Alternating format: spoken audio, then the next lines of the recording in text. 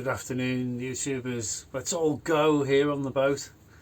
Fiona, as we speak, is downstairs. She's been doing resin on her countertops and doing her new bowl, and the tap's going to be in. I've got the wrong fittings, so I had to go back and get more fittings and things to get the tap working. And so anyway, we're on with all that. And I wanted to talk today about a little thing that happened to me, because the subject came up recently.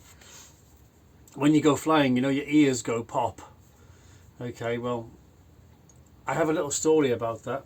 And they do say to you when you fly, you don't fly when you've got a cold. Okay, that's very important, because without going into it in loads of detail, you've got a little chamber in your ears called a eustachian tube.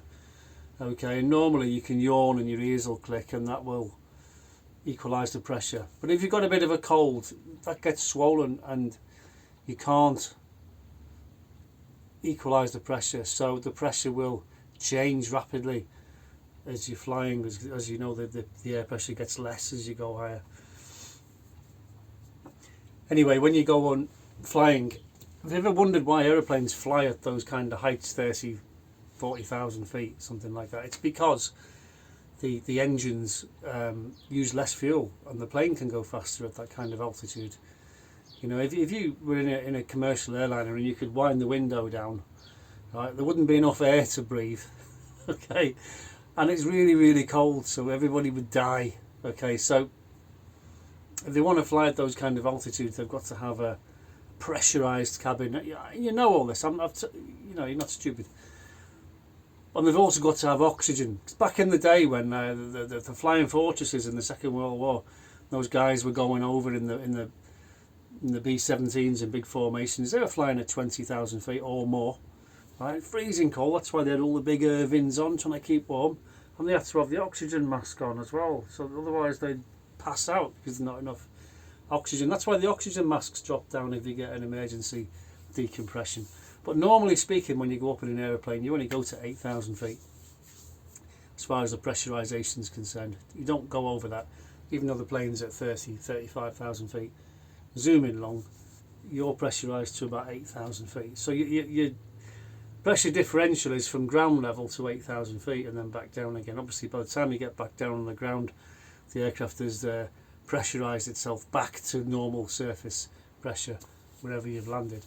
Now, that's why your ears go pop. But even there, you've only got an 8,000 foot differential. So you shouldn't fly when you've got a cold, because it's really painful and you can burst your eardrum. It's possible. It's possible. So they advise everybody never fly when you've got a cold. But I knew better, you see, because I was a skydiver, and most people in the UK have got a cold anyway, most of the time. So it's a cold, damp country, okay, to live in. I'm sorry, guys, but it is.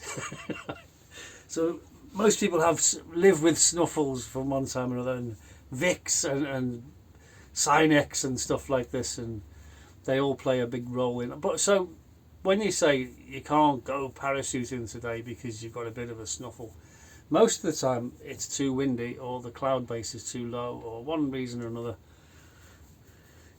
So I'm there at the drop zone one day, and I thought, I've got a bit of a cold, and I thought, can I clear my eustachian tubes? And I'm like, you know, you're yawning and doing the thing, blowing your nose. Yeah, I can clear them. I'll be fine. Well, I wasn't fine. Okay, I wasn't fine. But you know best when you're young, don't you? So up we went to 10,000 feet. We used to jump most of the time at 10,000 feet. And there was 5 of us, I think. So out we went, and on the way down, you've seen skydivers, they're all there holding hands in free fall and glaring at each other, going yay. And got to 6,000 feet, and it felt like my head was in a vice. It was like, ah. So I'm just there, I just reached for the pad and I went pop, poof, and everyone else is like this. What happened to him? 6,000 feet. What's going on? Anyway, I'm like this, swinging in the parachute like this, holding my head, and I'm desperately trying to. It's having none of it. I'm like, and it was just so painful. So I figured that the best thing to do was make the canopy slow down so it comes down as slow as possible to let me try and I was in absolute agony. It made no difference. I was blowing, I was yawning, I was doing all the thing, I'm pulling my earlobes as if that would make any difference. But no. And when I got down on the ground, of course the others had all landed ages ago. From 6,000 feet, it takes a while to get down, whereas they'd all been free falling down to about 2,500 feet, pop parachutes, and a couple of minutes later they'd be on the ground, but I'm still up there. Anyway, ages later, finally gets down, and of course the lower I'm getting, the more pain I'm in, the more and more pain. And I'm thinking, oh no, what an idiot, just for the sake of having a cold. Anyway, I thought I'd done some serious damage. Anyway, I landed, and people come up to me and they're like this.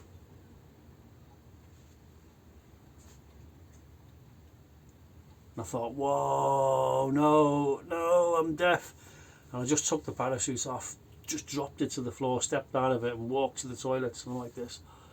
Oh, so I'm sitting in the toilet like this, and I've got the toilet roll, I've locked the cubicle door, and I'm blowing my nose. I can't hear a thing, nothing. And I'm like, shit, am I going to be deaf for the rest of my life? And then slowly I get one click in one ear. And I thought, oh, I can hear something. Very, very faintly I can hear noise. And slowly got a click in the other ear. And it must have taken over an hour. Perhaps most of the evening, but at least an hour to start hearing sort of normally again. And I thought, whoa, that was so painful. What an idiot. And I've never, ever flown again while I've had a cold or even a bit of a snuffle. I've always made sure I was okay, because it does happen. It's really bad. And this is another thing that's going to happen to you in an emergency decompression. Your ears are going to blow, they're going to go, which is quite frightening really. If you think about it, you're pressurised to 8,000 feet and you're at 35,000 feet, and you get an emergency decompression in the aeroplane. I mean, oxygen of course is the main one. You've got your oxygen mask on, you're going to freeze, but by this stage you can't hear anything because your ears just gone because the air inside wants to get out, and it's got to go through the eustachian tubes to equalise, and if it can't, good night Vienna. So there's a little tale that you really didn't want to hear about. How's it going, Fiona? Yeah, good. I'm just keeping an eye on it. Keeping an eye on it. She has her resin. Worked well in the kitchen in the house, so hopefully it'll work well in the bathroom. Looks really shiny like glass. I can't wait to show you, but she's not finished it yet, so I dare say it will come soon. Thanks for watching.